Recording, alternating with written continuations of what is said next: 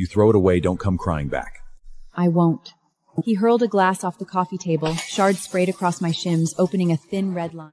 8 years. That's how long I watched Ethan grind from first officer to captain, rearranging my life around his flight schedule. I quit my job, cooked to his landing hours, and learned to sleep alone. I asked him just once, could you take me up there someday? Just to see what you see at 30,000 feet? He didn't even put down his fork. That's a controlled environment. It's not an amusement park. I said okay. I never asked again. Until a sleepless night at 3 a.m., I found a hidden album on his phone. 43 photos, all cockpit view, oceans of clouds, Sundance, the Milky Way, every single one sent to the same contact, a little bear emoji. The most recent, 3 days old, a wingtip catching half a sun. Next time, sit in the right seat, the angle is best. Waiting for my vacation. I put the phone back. No changes, no deletions. At dawn, I made coffee. The mug went cold in my hands. He'd photographed 43 skies for someone else. I'd never seen one. I opened my laptop, wrote my resignation, and booked a ticket to Morocco. 8 years, and I'm finally done chasing his roots and waiting for a dinner that never lands. His 30,000 feet has no room for me, so I will land, grow my own roots, and watch my own sunset. Why are you up so early? Ethan rolled his flight bag out of the bedroom, frowning. I watched him button the 4-bar captain's epaulettes onto his white shirt. He picked up the second mug I'd poured, the warm milk, and drank from it without asking. Can't sleep, gonna get some coffee. Up all night with your shows again? No. He lifted his wrist to check the time, speaking in his usual preachy manner. Mia, you really need to stop staying up late. I have a long flight to Frankfurt today, and I'll be back in 4 days. Okay. Usually I'd have packed his supplement, his melatonin, his neck pallet a day ahead. I'd have made him promise to text when he landed. Today, I just sat on the stool and watched him pat his bag, searching. Where'd you put my supplement? Second drawer under the TV stand. Get them yourself. He stopped, turned, looked at me. What's wrong with you today? You can't even be bothered to walk a few steps. I'm just tired. With a sigh, he walked over to the TV stand, pulled open a drawer, and grabbed the pillbox, stuffing it into his pocket. Sitting home all day, and you still can't manage this. I don't even know what tires you out. His phone lit up on the marble, a text from the little bear emoji. The screen glowed against the corner of his mouth as it curved up. He typed back one-handed, forgetting to even zip his bag. Coworker?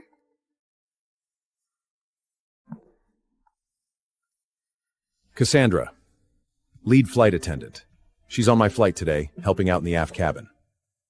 Doesn't she usually fly domestic? Last-minute scheduling shuff. They needed her to help train the new crew. Looking at his straight back, I remembered the 40-plus photos in that hidden album last night. Every one of them was the sky at 30,000 feet, snapped by him. He'd never shown them to me, yet he gave them all to Cassandra without reservation. He was changing his shoes at the door. Ethan, do you remember what next Wednesday is? He didn't stop his action of putting on his shoes. Next Wednesday I've got a simulator recheck. Why? Nothing. Next Wednesday was our 8th anniversary. 8 years ago next Wednesday, he received his first officer contract. He was so excited that he swept me up and spun me around our tiny rented room. He told me that from then on, he would pick out the most beautiful clouds for me from 30,000 feet in the sky. He forgot. I'm heading out. I'll text you when I land.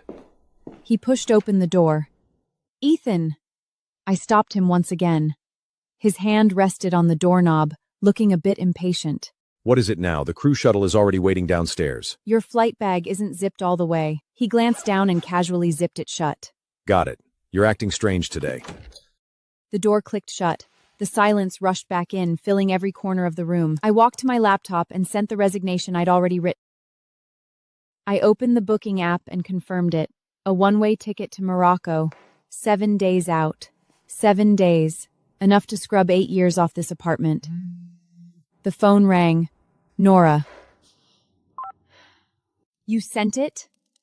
I sent it. No backing out now. When are you telling Ethan? The day I leave. Mia, 8 years of your life and you're just letting it go this quietly? Nora, have you ever seen a sunset he shot for somebody else? What? It's beautiful. Even the light on the wing looks tender. The call ended. I set the phone face down and didn't touch it again. Too bad it was never for me. That afternoon, I went down to the front desk and had my fingerprint removed from the building's access system. The concierge, a kind older woman, watched me with a puzzled frown. "Mrs. Shaw, why would you take it off? You'll have such a hard time getting in and out." She had called me Mrs. Shaw for years. I never corrected her. After 8 years under one roof, everyone in the building had simply assumed. I won't need it anymore. I smiled and went back upstairs. I dragged 2 cardboard boxes out of the storage closet and started packing. The place was huge, a 2-bedroom Riverview condo paid for in full. He'd said it was his thank you for the years I carried him through. I thought it was our home. Turns out my things were pitiful. 2 closet sections of clothes. Everything else was his: uniforms, suits, coats, his gym gear in every season. I folded what I actually wore into the suitcase. The expensive gowns he'd bought me, the ones that were never my taste, I left hanging untouched. On the nightstand sat a model airplane, his souvenir from his first international route. I lifted it. A photo was pressed underneath. The 2 of us, 4 years ago, when he'd just made captain, glowing with it. I slid the photo out and dropped it in the wastebasket. I set the model back exactly where it had been. The condo was already starting to forget me. So was he. At dusk, my phone buzzed. A text from Ethan. Landed. Just got to the hotel. Any other day, I'd have answered instantly. Asked if he was tired, if the bed was comfortable. Today, I sent 1 letter. K. It's freezing here. Want any duty-free stuff? No. You're always going on about that one serum brand. I looked at myself in the mirror. No, I don't want it anymore. He didn't write back. I opened Cassandra's Instagram. The top post was 10 minutes old. The Rhine at night, lights smeared across black, and a man's hand resting on the rin. On the middle quinger, a faint scar. Ethan got it slicing fruit. I changed the dressing for a week, fussing over it. Her caption: "Frankfurt wind is cold, but the mulled wine is warm. A trip where someone takes care of you is always the best one." A covert commented: "Captain Shaw's treat, lucky girl." She replied with a blushing emoji. I set the phone down on the cold edge of the sink and waited for the old sharp pain to rise up in my chest. It didn't. There was only a flat, hollow quiet where it used to live. I closed the app. Calm. The sharp ache in my chest had already gone numb. He was never careless. He was never bad at romance. He just spent all of it on someone else. 2 days later, Ethan's flight landed. At 7, he pushed the door open carrying a sleek gift box. I sat on the couch and watched him change his shoes. No dinner? I already ate. His frown deepened. I just flew 10 hours and I can't even get a hot meal? You can order delivery. He set the box down hard on the coffee table. Mia, what is your problem these last few days? I don't have one. No problem, but you won't text me back. I ask what you want and you say nothing. I looked at the box. Is that for me? He hesitated, eyes sliding away. That's someone asked me to pick it up. I'll get yours at the mall tomorrow. Cassandra asked you to bring it back? His face darkened. You went through my phone? Her Instagram is public. He exhaled, righteous again. She did me a favor. I grabbed her a little something. Are you really this petty? I didn't say anything. He irritably untied his tie. That cold face says plenty. She's a coworker. I look out for her. So what? You look out for her very well. I stood and walked toward the guest room. I didn't want to argue with him too much. Mia! His voice hit my back. I didn't slow. I worked all day. Can't you act like you understand anything? I'm not taking your crap all day. Understand. I'd understood for 8 years. That was the whole problem. So I blinked back my tears and walked straight into the guest room without looking back. I'm sleeping in here tonight. Rest well. Over the next 2 days, I kept clearing myself out, piece by piece. The monstrosity in the living room was mine. I gave it to the neighbor down the hall. The armchair on the balcony was my pick. I called a consignment service and had it carried off. Ethan noticed none of it. He only noticed I'd gone quiet enough to please him. Friday morning, he was eating the leftovers I'd thrown together. It's Cassandra's birthday. Crew's getting dinner tonight. Come with me. My hand stopped wiping the table. Why would I go? You're always whining that I never introduce you to my co-works. Everyone's there tonight. Come meet them. Once, I'd begged to be part of his world. He'd said we're both pilots. It's all just pilot talk anyway. You wouldn't get it. You'd just be bored. Now he offered, because of Cassandra's birthday. Okay. I wanted to see, with my own eyes, exactly where Cassandra stood among the people he worked beside. I stood there a minute after he left for the shower in the middle of the living room. The plant was gone. Half the things that had made the place breathe were already out the door, and the space felt wider, emptier, more honest. 8 years, and so little of it had ever belonged to me. He didn't notice the missing plant. He didn't notice the missing chair. He only noticed I'd finally stopped being difficult. He thought it was peace. It was an exit. At 8 that evening, we reached the Japanese restaurant. The private room door slid open on 6 or 7 faces. Cassandra sat at the head of the table in a white dress, a familiar pendant at her throat. It was the necklace from the box on our coffee table, the same one he'd called someone's. The clasp caught the light every time she laughed, and I felt the recognition settle in my chest, cold and certain, like a fact I'd already known and was only now allowed to say. Ethan, Mia's here. I was starting to think you were hiding her from us. She rose, smiled, and reached for my hand. I stepped back. Happy birthday, I said calmly. A beat of awkward silence. Ethan pulled me down beside him. Don't make a scene tonight. They talked turbulence and tower controllers. I didn't follow it. I didn't try. Then a first officer raised his glass. Honestly, Captain Shaw's landings are always butter. Cassandra knows best. When Captain Shaw's flying, she doesn't spill a drop of coffee back there. It's true. Last month when we were flying back to Miami and got stuck in that severe thunderstorm, my legs were shaking. He texted me from the flight box, "I've got this, don't be scared." I felt safe instantly. The table cheered. Ethan laughed along, indulgent. I took a sip of the tea. The tea was rather cold and tasted very bitter. I remembered that Miami flight, 5 hours late. I'd called him a dozen times. He never picked up. I was so anxious at home that I couldn't fall asleep. He texted back once, busy with work, don't make trouble.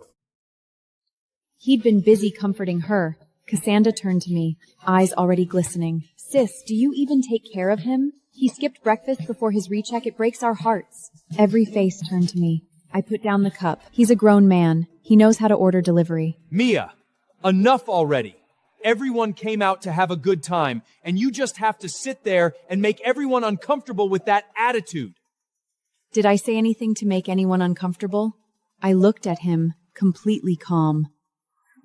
Cassandra was just trying to be nice and remind you to take better care of me. What is your problem? Captain Shaw. I picked up my bag and stood. Mia, don't you dare walk out that door. Since someone else cares so much about your stomach, I guess I don't have to worry about it anymore. I walked out without a single pause. The air conditioning in the hallway hit my face, and I took a deep breath of the air outside. For 8 years, I'm finally done trampling all over my own pride just to save his face. When I got home, I packed the rest of my books into the cardboard boxes. Now, I'm just waiting for next Wednesday. He didn't come home that night. He showed up the next afternoon carrying the ghost of a perfume that wasn't mine. He threw his keys in the entry and looked at me, cold. Done throwing your tantrum?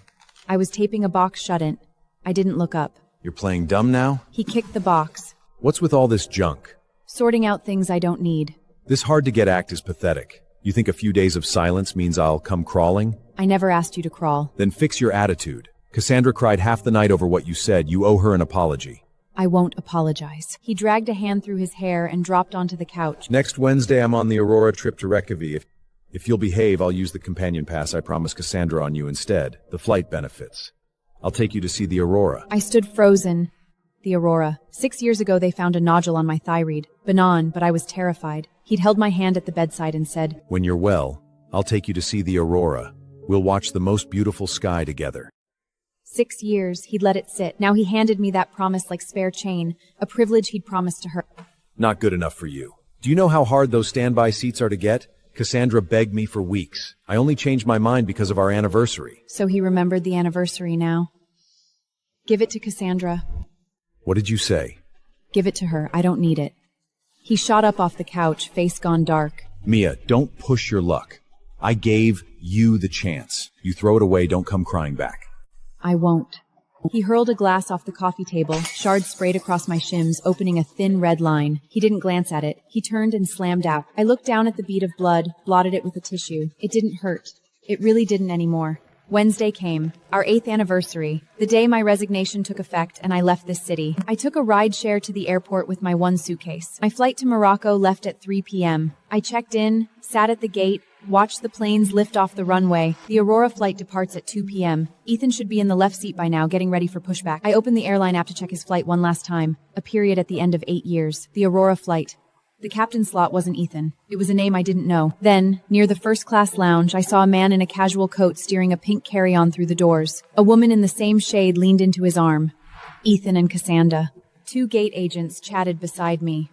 Isn't that Captain Shaw? Wasn't he flying Rukanega today? Took personal leave, buying a ticket to escort the lead attendant to Finland. She's been bragging about it all week. So he hadn't given me the pass set aside for her. He'd thrown away his own flight, his own duty, and bought a seat beside her, a private Aurora's trip for 2. And he dressed it up as a favor to me and expected gratitude. My boarding call came over the speakers. I looked in the direction of the first-class lounge. Then I turned around and handed my boarding pass to the gate agent. The cabin doors closed. Tack. It's 30,000 feet. This plane belonging to his airline carried me, breaking through the clouds. Meanwhile, Ethan, having taken personal leave for his little bear, was in the first-class cabin of another aircraft. I looked out the window at the ocean of clouds. 8 years, and I am finally free.